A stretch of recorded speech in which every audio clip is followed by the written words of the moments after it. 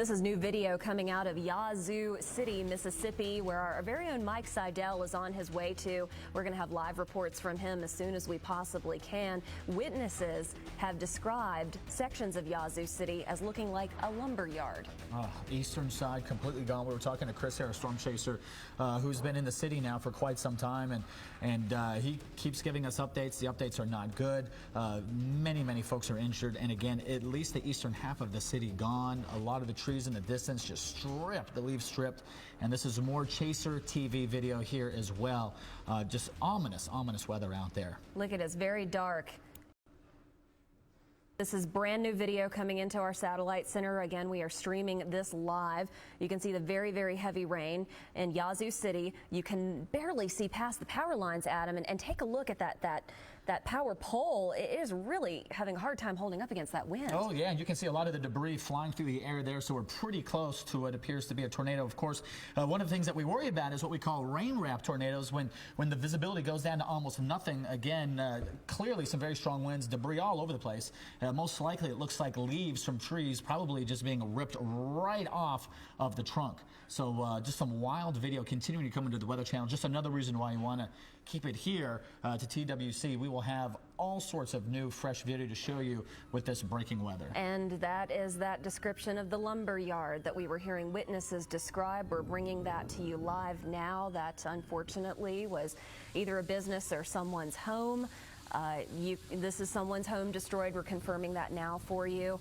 You can see that even some of that siding and some of that metal just absolutely being bent. Yeah. The lumber just being snapped like twigs, and the metal looking similar to Tinker Toys that we would play with. Even the cinder blocks being completely blown over here. You notice some of the only things that are staying right now, just some steel structures. You can see a pole there way in the distance, but anything, and even looking at some of those light poles here, Danielle, completely bent in, and then the trees, of course, again, just snapped in half in many instances. I mean, think about how thick a cinder block is, and think about something like that having another object slammed into it, absolutely snapped in half, and then the pieces of that cinder block actually get picked up and then shuffled around as well in the mix of all the rest of that debris. It's a very scary situation. Triage centers being set up in Yazoo City, we're told, in one of the strip mall type areas, and people are going to it. We've had our storm chaser Chris Hare telling us a very vivid description of someone being brought out on a gurney. So we do know that there are injuries, and Adam, I don't know about you, but my arm hairs are just standing right up right now. It's chilling. You know, if this is anything like what Chris Hare described as something similar to an EF4 that he tracked about a year ago, that's about as strong as a tornado gets. Even a weak tornado can cause incredible damage. And some unconfirmed deaths now in Yazoo City, but we here at the Weather Channel and the news desk are trying to confirm some of this. And just looking at some of the damage, I would be surprised if we are able to skip out on having any deaths here with this one. Unfortunately, incredible damage to the eastern half of the city. We're continuing to see the new video that's coming in, witnesses pointing to the damage. Again, this is a home out of Yazoo City, which has been completely demolished.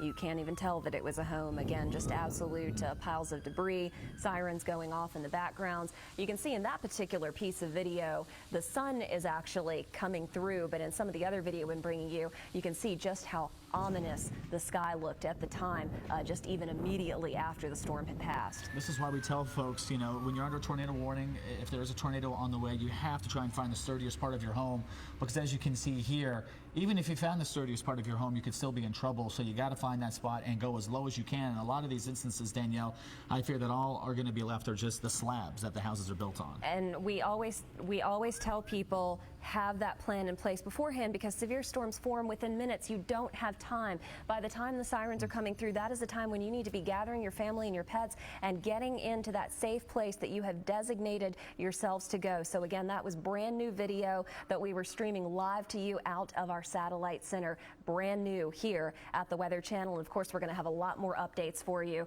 at weather.com. Right now, we do want to turn it over to our severe weather expert, Dr. Greg. Several states wide, and that's where the circulation center is. And one of the tornadoes tapping that storm that I just showed you in Missouri, tapping that circulation. See this little fine line coming down here across Mississippi? That we call a rope cloud, and that is the cold front itself. So it now has passed Yazoo City. You're going from that moist Gulf of Mexico air into the drier air behind the cold front, and so the threat is passing, but not so for southern Illinois, not so for Kentucky, not so for Tennessee, eastern Alabama, Alabama, east of Mississippi, I mean to say. That upper disturbance is pushing its way north and east toward these areas. So we still have particularly dangerous tornado watch areas up into southern Illinois, parts of western Kentucky and Tennessee, and still down into parts of Mississippi and Alabama, as this is quite a dangerous day with the possibility still of additional of these long track tornadoes. So far today, I've seen 32 tornado reports. It looks as 4 storms have done most of those. Mostly the storm that went through Yazoo City went the entire distance from Louisiana across the state of Mississippi.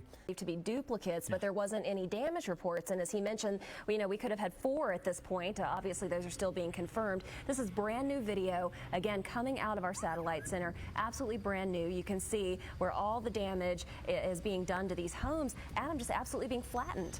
They are, and you can see the rubble too. Those are heavy cinder blocks, so just showing you the kind of damage potential here. Dr. Forbes, again, just estimating, just off the cuff here, this being an EF3, which is a monster tornado, maybe even a mile wide at times. This, again, more of that new video in.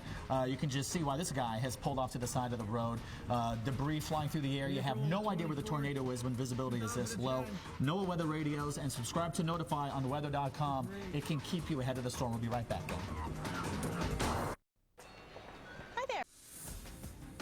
Welcome back to the Weather Channel, everybody. We've been following a tornado outbreak today. Vicious storms from Louisiana through mainly Mississippi right now. This is Yazoo City, Danielle, where apparently the eastern half of the city ripped to shreds. And, we've still got these storms. They're traveling further east. They're still not done with Mississippi as of yet. And Dr. Forbes, our severe weather expert, has been the first person to tell you that note. Once we cross over into Alabama, we're going to have more updates to bring you. It is going to be a very long day across a lot of the southeast. So Southerners, that's why we're telling you to get those severe radios ready to go. Those NOAA weather radios, battery powered or hand cranked, is absolutely best. And of course, you can always subscribe to Notify to get it on your cell phone. That's right. You can set Notify, interestingly enough, here to any sort of weather phenomena that freaks you out the most. You can set it to just tornadoes. You can set it to just severe thunderstorms. You can set it to flood warnings. So you can have the whole kit and caboodle covered with these outfits, these devices.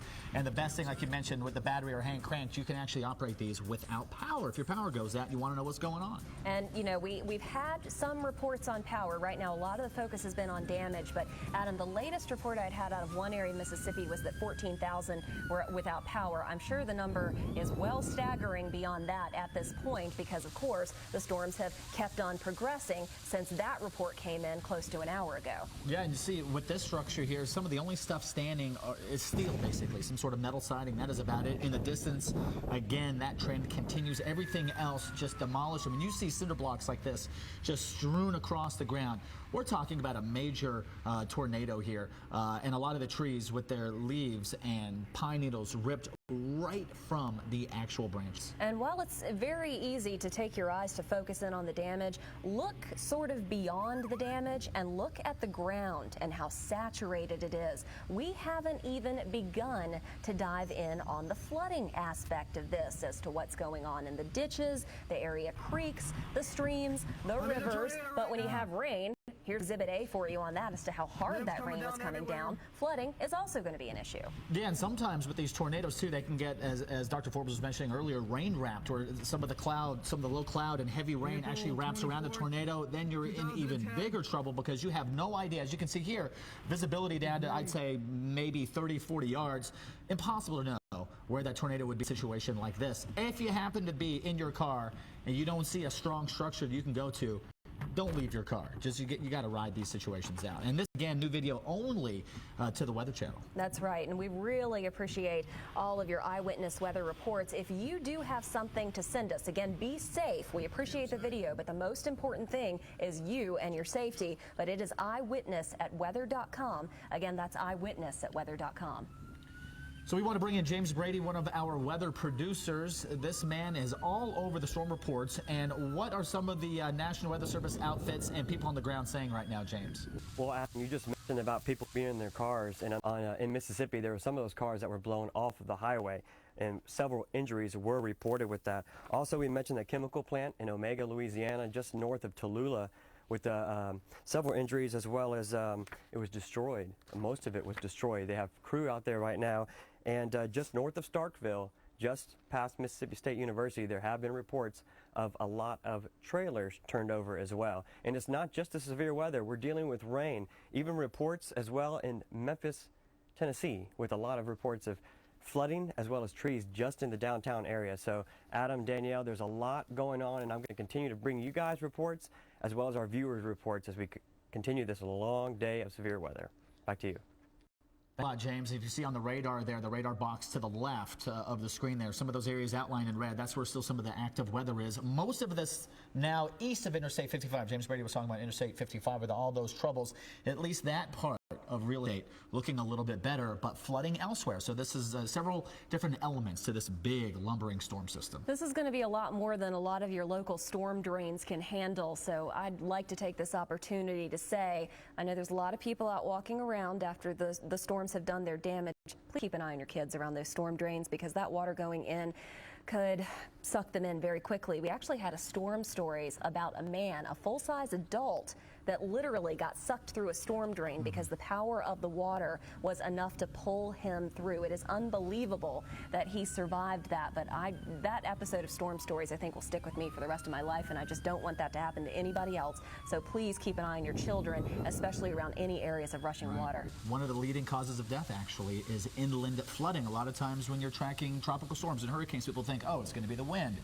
Well, a lot of times it is, but the volume of people that feel the impacts from these storms the most, it really tends to be the rushing water. So that's a very good point, Danielle. We want a lot of our viewers at home to at least keep an eye on their backyard. If you live in a low-lying area, if you're traveling in a low-lying area, those are the spots that usually take on the water. It's heavy, it's dense, it's got to go somewhere. It finds those low spots. And it's got a lot of ooky stuff in it. It's got a lot of debris in there. You don't want to be out in it. And of course, we always like to re-emphasize the turnaround, don't drown message, because if you do come across a water-covered roadway, you don't know if what's under that water can support the weight of your car. Don't risk it. Again, turn around, don't drown. I believe that all it takes is about a foot and a half, and that can actually sweep a small car away. Or 1.5 feet to about 2 feet of standing water, or rushing water, I should say. That'll take an SUV right off the road. Easily. I mean, you don't know how deep the water is sometimes. You don't. You so really don't. I mean, the tires become flotation devices, and that's it. And then, you know, hopefully you can get somebody out there to do some rescues, some amazing water rescues already from this year on a day not even as severe as this. So again, we just are encouraging you to keep an eye on your safety. I keep going back to that image of the live radar and how bad it looks out there, and how it's sweeping past Nashville right now, going across the Cumberland